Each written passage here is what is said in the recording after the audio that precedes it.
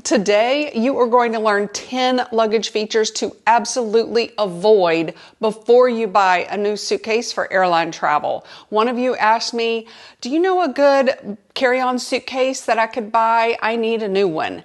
I learned from a mistake by buying the absolute not good bag for a carry-on suitcase.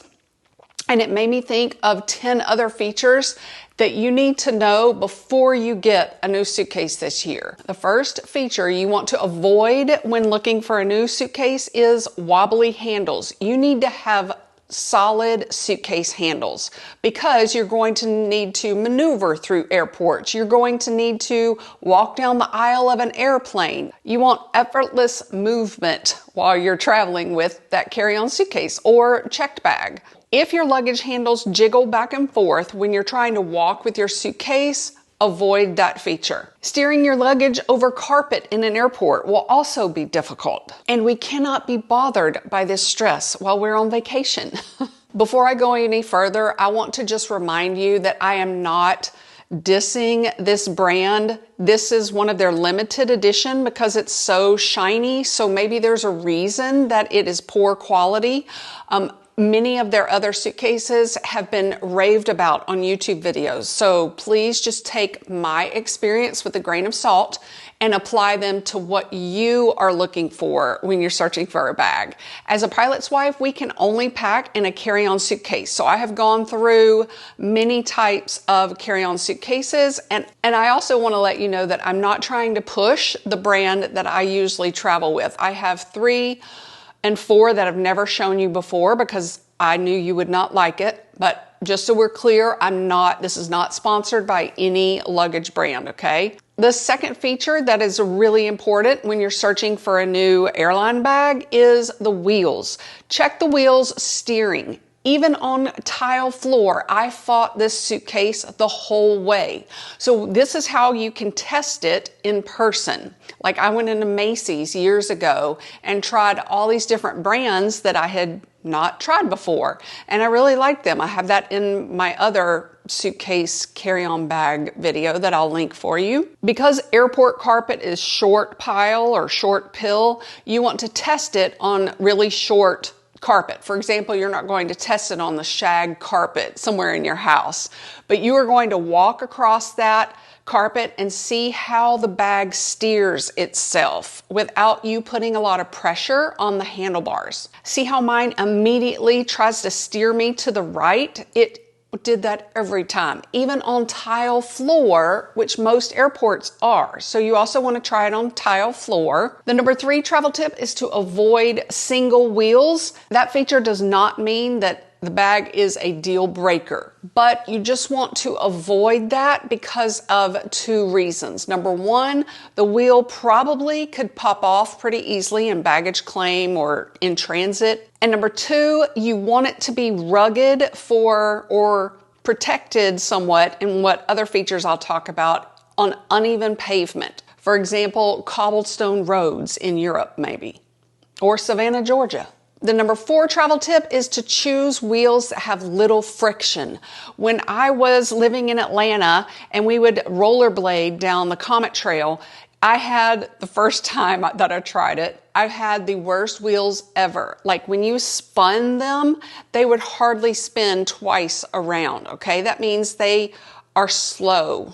I'm not sure if this is the right comparison, but this is what we're going to do when we're testing a suitcase in a store or in your house. You want to stand with your suitcase and push it, and they will go to the right or left. So that's not how we're checking the steering, but you want to see how far that will go. How long will those wheels of your suitcase keep rolling on tile floor, the easiest, least friction surface you could test it on. If they go for a long ways, you've got good wheels. If they go for just a short distance, then you know, avoid that bag.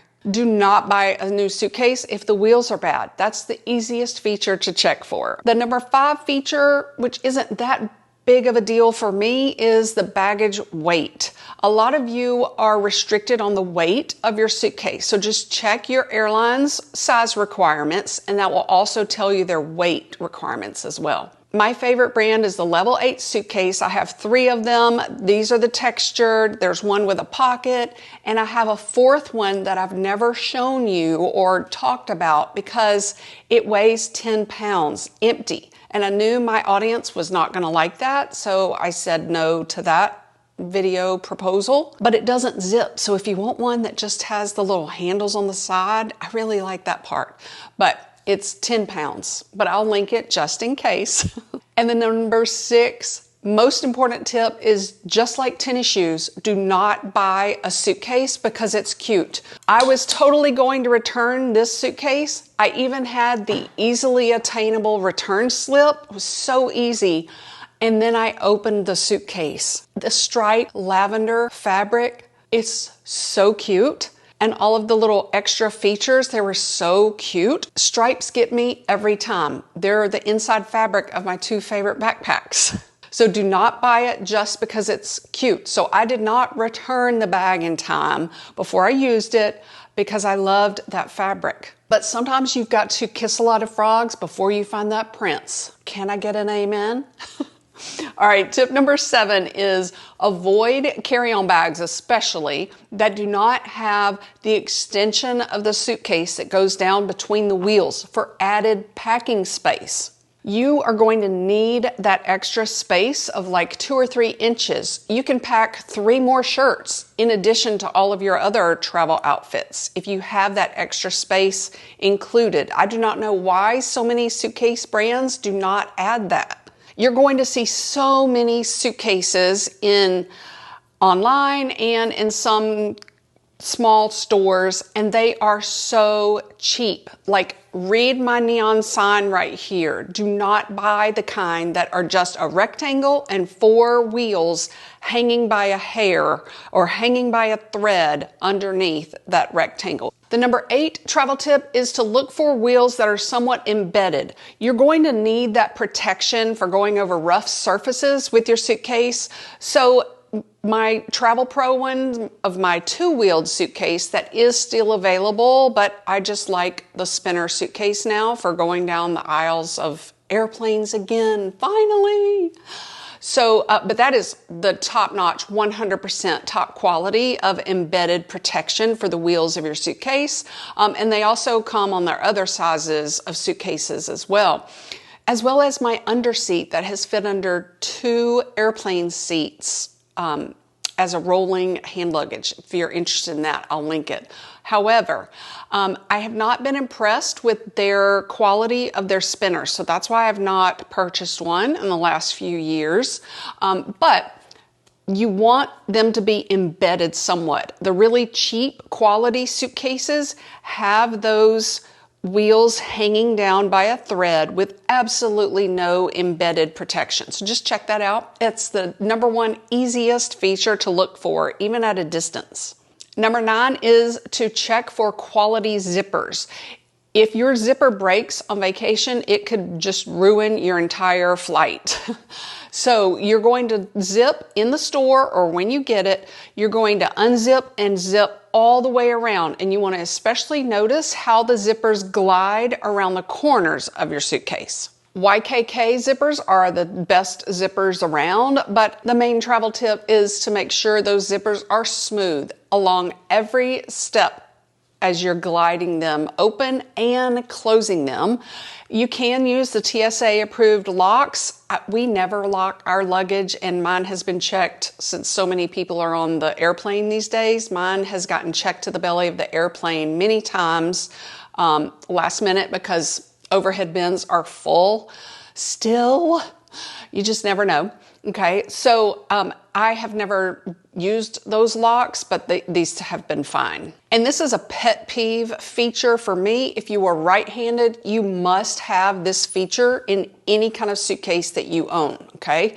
You are going to stand up above your suitcase and you're going to look down, and you want the handle on top and you want the other handle to be on the left-hand side of your suitcase, okay? And there's a reason for this because I bought a Delcy carry-on suitcase and I gave it away because after many of you said, oh, just turn it around, I did, and it's uneven, okay?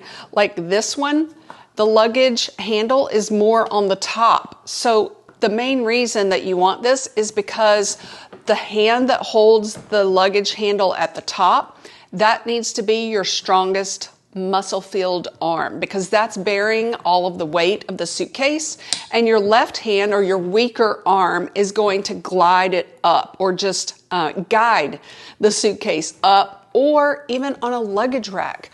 By the way, this is my favorite luggage rack. We got one that has been awful and heavy. This is the best luggage rack for your guest room or for yourself. But if you turn it around, sorry if my suitcase is reflecting all the lights that make me bright and awake looking. But if you turn it around, now your weak arm is trying to lift that suitcase, but you're also twisting your wrist up to hold that suitcase, which is now on the top side. It's not level in the middle of the bag. And then it's way too hard to do it. So just trust me, or try it in a store and say, oh yeah, you were right. The number 11 travel tip is to look for all of the space inside the suitcase and make sure it goes all the way to the corners.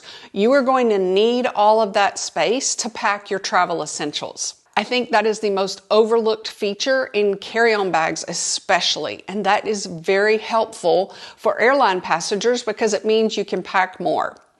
Okay, I also have a video that will teach you some tips and tricks or travel hacks for packing in those overlooked areas of your carry-on suitcase. So be sure to check that one out, and everything will be linked in the comment section, the first pinned comment. So if you're watching this again, go back and find the pinned comment. Hope that helps. And say hey if we have not met before.